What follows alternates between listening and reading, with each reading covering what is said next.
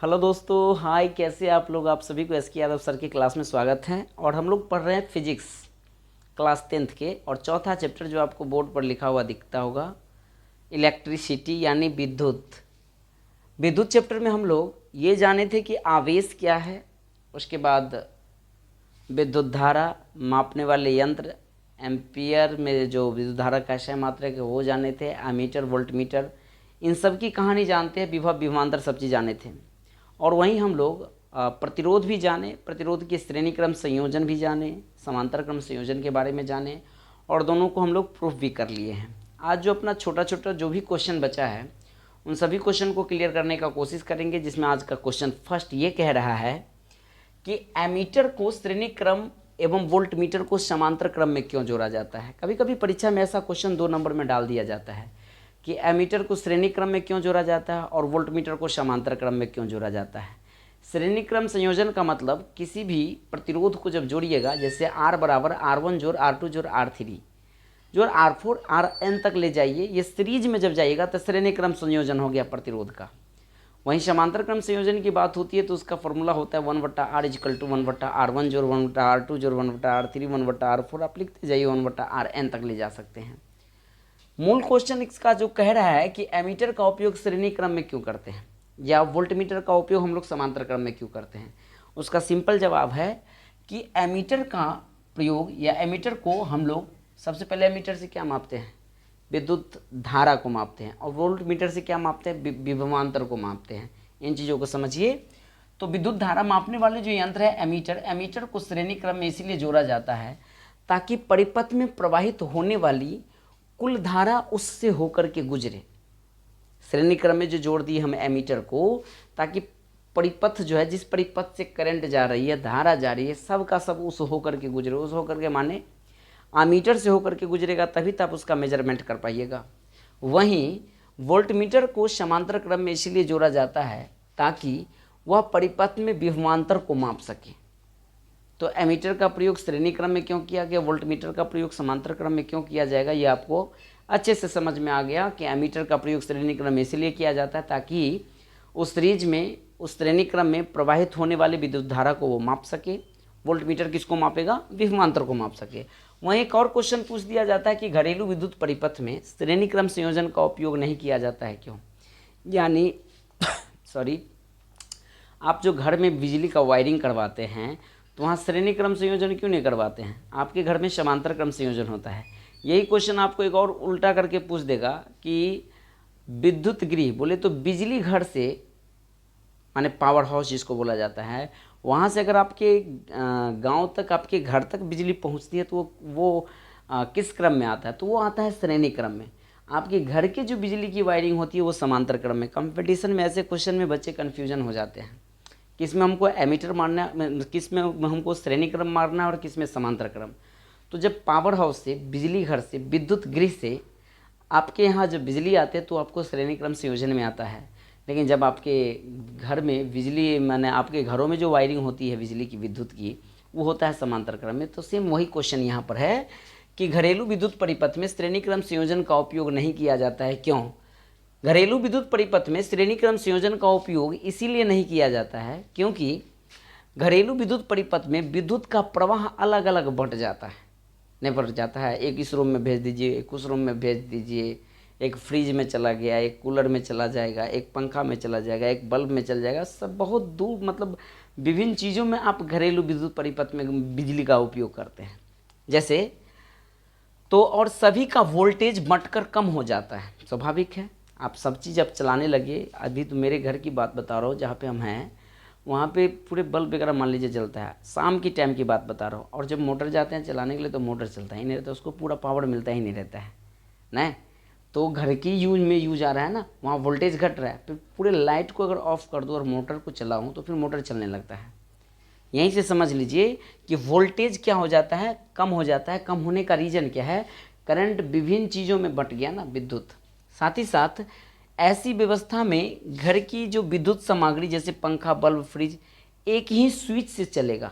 जब आप श्रेणी क्रम में सजाओगे तो एक ही स्विच से चलेगा, उसे स्वतंत्र रूप से नहीं जलाया बुझाया जा सकता। इस वजह से घरेलू विद्युत परिपथ में आप श्रेणी क्रम संयोजन का उपयोग नहीं कर सकते हैं। एक बार फिर से समझिए, घरेलू विद्युत परिपथ में श्रेणी क्रम का संयोजन इसलिए नहीं होगा क्योंकि जब श्रेणी क्रम संयोजन का प्रयोग कीजिएगा घरेलू विद्युत परिपथ में तो एक ही स्विच से सारा काम होगा। अब बताइए, जब आपको मोटर चलाना होगा तो भी पंखा मतलब एक ही स्विच दबाइए, पंखा चलाना होगा एक ही स्विच, जब एक स्विच दबाइएगा तो सभी चीज़ एक ही साथ काम करने लगेगा। मेन रीज़न ये है। तो इस वजह से हम लोग घरेलू विद्युत परिपथ में श्रेणी क्रम संयोजन का उपयोग ना करके किसका उपयोग करते हैं, समांतर क्रम संयोजन का। आप इसका स्क्रीनशॉट ले लीजिए। अब जो हम लोग पढ़ेंगे, अभी जो चर्चा चला है आमीटर और वोल्टमीटर का, इसमें कई बार परीक्षा में अंतर पूछ दिया जाता है और दोनों अंतर आपको हम एक ही साथ लिख देंगे। आमीटर और वोल्टमीटर में अंतर और एक विभव और विभवांतर में भी अंतर पूछ लिया जाता है, तो दोनों अंतर को लिखते हैं। सबसे पहला अंतर है आमीटर और वोल्टमीटर में अंतर स्पष्ट करें। तो ये है अपना क्वेश्चन, आमीटर और वोल्टमीटर में अंतर स्पष्ट करें, कई बार पूछ लिया जाता है। तो इनमें निम्नलिखित अंतर है, इसी अंदाज में आप परीक्षा में लिखिएगा तो क्या है ना, आपको अच्छा मार्क्स मिलेगा। सबसे पहले एक सीरीज आप अमीटर का बना लेना, एक खांचा, और एक खांचा आपको वोल्टमीटर का बना लेना। अमीटर वोल्टमीटर तो समझते हैं, अमीटर से क्या नापते हैं हम लोग, विद्युत धारा को नापते हैं। तो यहाँ पे लिख दिए हैं कि अमीटर क्या है, परिपथ में बहने वाली धारा को मापते हैं, धारा माने विद्युत की धारा को मापते हैं। वहीं वोल्टमीटर परिपथ में बहने वाली दो बिंदुओं के बीच की विभवांतर को मापते हैं। पहला पॉइंट याद हो गया और ये ऑब्जेक्टिव में भी आपको काम दे देगा। वहीं दूसरा क्वेश्चन कहेगा, दूसरा पॉइंट लिखना है कि यह विद्युत परिपथ में श्रेणी क्रम में जोड़ा जाता है। यानी अमीटर को हम किस क्रम में जोड़ते हैं, तो श्रेणी क्रम में जोड़ते हैं। वहीं वोल्टमीटर को हम लोग किस क्रम में जोड़ते हैं, तो समांतर क्रम में जोड़ते हैं। ठीक है, दो पॉइंट याद हो गया। तीसरा है, एक आदर्श अमीटर का प्रतिरोध कितना होता है, आपका 0 होता है। वहीं एक आदर्श वोल्टमीटर का प्रतिरोध कितना होता है, आपका अनंत होता है, इन्फिनिटी। इन चीज़ों को याद रखिएगा, ऑब्जेक्टिव में भी सेशन से काम आएगा। आदर्श अमीटर का प्रतिरोध बोलना है तो आपको 0, वही वोल्टमीटर का कितना रेसिस्टेंस हो जाएगा, प्रतिरोध बोले तो अनंत हो जाएगा। अमीटर का परास यानी रेंज बढ़ाओगे तो उसका क्या, उसका मतलब बढ़ाने पर प्रतिरोध जो है वो घट जाता है। लेकिन वोल्टमीटर का जब भी आप रेंज बढ़ा देते हैं तो उसके प्रतिरोध पर क्या प्रभाव पड़ता है, आपका बढ़ जाता है। फिर से, अमीटर का परास बढ़ाने पर प्रतिरोध घट जाता है, वोल्टमीटर का परास बढ़ाने पर प्रतिरोध क्या होता है, बढ़ जाता है। कम परास वाले अमीटर का प्रतिरोध उच्च परास वाले अमीटर की अपेक्षा अधिक होता है। यानी जिस अमीटर का परास कम है, मतलब कम परास वाले अमीटर का प्रतिरोध हाई परास यानी उच्च परास वाले अमीटर की अपेक्षा क्या होता है, उसका प्रतिरोध कम होता है। वहीं कम परास वाले वोल्टमीटर का प्रतिरोध उच्च परास वाले वोल्टमीटर की अपेक्षा क्या होता है, आपका ये कम होता है। उम्मीद है आप इसको अच्छे से समझे होंगे, इसका स्क्रीनशॉट लीजिए। अब हम लोग लिखेंगे विभव और विभवांतर में अंतर। लिखते हैं विभव और विभवांतर में क्या अंतर है। तो ये है अपना अगला क्वेश्चन। कभी कभी ये भी पूछ दिया जाता है कि विभव और विभवांतर में अंतर स्पष्ट करें 2 नंबर का। ठीक है, तो उन डिफरेंस को भी हम लोग देख लेते हैं। सबसे पहले तो इनमें लिखना है, इनमें निम्नलिखित अंतर है। एक खांचा में आपको विभव देना है, दूसरे में आपको विभवांतर देना है। पहला पॉइंट, एकांक धन आवेश को अनंत से किसी बिंदु तक लाने में किया गया कार्य को विभव कहते हैं। ठीक है, विभवांतर का क्या डिफिनीशन है, दो बिंदुओं के बीच धन आवेश को ले जाने में किया गया कार्य क्या कहलाएगा, आपका विभवांतर कहलाएगा। वहीं विभव का दूसरा पॉइंट आपको याद रखना है, यहाँ पे सेकेंड पॉइंट कर लीजिएगा। विभव किसी बिंदु पर वैद्युत स्थितिज ऊर्जा को मापता है। विभव किसी बिंदु पर वैद्युत स्थितिज ऊर्जा को मापता है। वहीं विभवांतर दो बिंदुओं के बीच के विभव को मापता है। विभव बोले तो विभवांतर भी यहाँ लिख सकते हैं, दो बिंदुओं के बीच के विभवांतर को मापते हैं, या विभव ही रखिए, विभवांतर तो लिखे ही है ना, तो इस को विभव ही रखिए। तो ये आपका 2 पॉइंट याद रखना है। अब हम लोग लिखेंगे, कभी कभी परीक्षा में ये भी पूछ दिया जाता है कि विद्युत वाहक बल और विभवांतर में अंतर स्पष्ट करें। लिखते हैं विद्युत वाहक बल और विभवांतर में अंतर स्पष्ट करें। तो ये है अपना अगला क्वेश्चन, पूछा जाएगा कि विद्युत वाहक बल और विभवांतर में अंतर स्पष्ट करें। तो इनको हम लोग कैसे डिफरेंस लिखेंगे। सबसे पहले तो इनमें निम्नलिखित अंतर है। पहला अंतर तो आप डिफिनीशन से ही दीजिए कि विद्युत वाहक बल क्या है और विभवांतर क्या है। तो विद्युत वाहक बल का हम डिफिनीशन लास्ट में लिख दिए, क्योंकि ये थोड़ा जटिल और कम्प्लेक्स बड़ा है, ज़्यादातर याद नहीं रहता है। ठीक है ना, तो उसको थोड़ा लास्ट में, हालांकि जब याद रहे तो इसको पहले लिखने का कोशिश कीजिएगा। जब किसी परिपथ में कोई विद्युत धारा प्रवाहित नहीं होती है, उस समय दोनों इलेक्ट्रोडों के बीच का विभवांतर विद्युत वाहक बल कहलाता है। माने कोई आपका पथ है विद्युत जाने वाले, उसमें अगर कोई करंट अगर प्रोड्यूस नहीं हो रही है, ऐसी स्थिति में उन दोनों इलेक्ट्रोड के बीच जो एक बल का अनुभव होता है, उस बल को हम लोग विद्युत भाग बल कहते हैं। वहीं आपका विभवांतर का परिभाषा तो पता ही है, दो विभवों के बीच के अंतर को विभवांतर कहते हैं। बहरहाल इसको हम इस रूप में भी कह सकते हैं कि यह दोनों इलेक्ट्रॉनों के इलेक्ट्रोड विभव का क्या होता है, अंतर होता है, या शॉर्टकट में लिख सकते हैं दो विभवों के बीच का अंतर क्या कहलाता है, आपका विभवांतर। वहीं अगला पॉइंट ये विद्युत वाहक बल और विभवांतर में देखेंगे कि विद्युत वाहक बल में क्या होता है ना, ये अस्थायी धारा को प्रवाह के लिए उत्तरदायी है।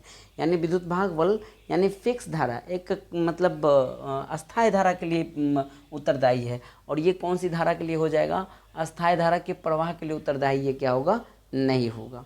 दूसरा पॉइंट हो गया।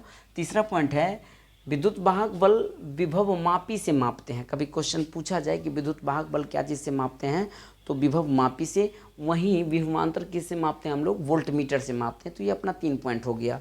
चौथा पॉइंट है यह एक गैल्वेनिक सेल द्वारा प्रदर्शित अधिकतम वोल्टता है, यानी हाई वोल्टेज को बताता है कौन, विद्युत वाहक। वहीं विभवांतर क्या होता है, यह सदैव सेल से अधिकतम वोल्टेज से क्या होता है, आपका कम को दर्शाता है। और चौथा है ये अपना पॉइंट, या किसी गैल्वेनिक सेल से प्राप्य अधिकतम कार्य होता है। कहने का सेंस विद्युत वाहक बल में कोई भी सेल हो, बैटरी हो, उससे अधिकतम कार्य होता है। वहीं विभवांतर से क्या परिकलित होती है, यह विभवांतर से परिकलित कार्य सेल से प्राप्य अधिकतम कार्य से ये क्या होता है, कम होता है। उम्मीद है कि आप इसको अच्छे से समझे होंगे, इसका स्क्रीनशॉट लीजिए। और ये मेरा प्रयास आपको आज का कैसा लगा ज़रूर बताइएगा। और आगे की जो टॉपिक है हम आपको अगले वीडियो में बताएंगे। तब तक के लिए आप सभी से हम लेना चाहते हैं विदा, क्योंकि ज़्यादा लॉन्ग वीडियो देंगे तो आपको पढ़ने में भी मज़ा नहीं आता ना। तो मेरा प्रयास रहेगा कि थोड़ा शॉर्ट वीडियो करके ही आपको लगभग अपना तीसरा चैप्टर ख़त्म ही हो गया है, चौथा चैप्टर ख़त्म ही हो गया है। कुछ ही भी क्वेश्चन आंसर बचा है जो आपको हम करवा देंगे, ठीक है। तो दीजिए आप इजाज़त, लेते हैं हम विदा। तब तक के लिए आप सभी को good day, take care, all the best. जय हिंद, जय भारत।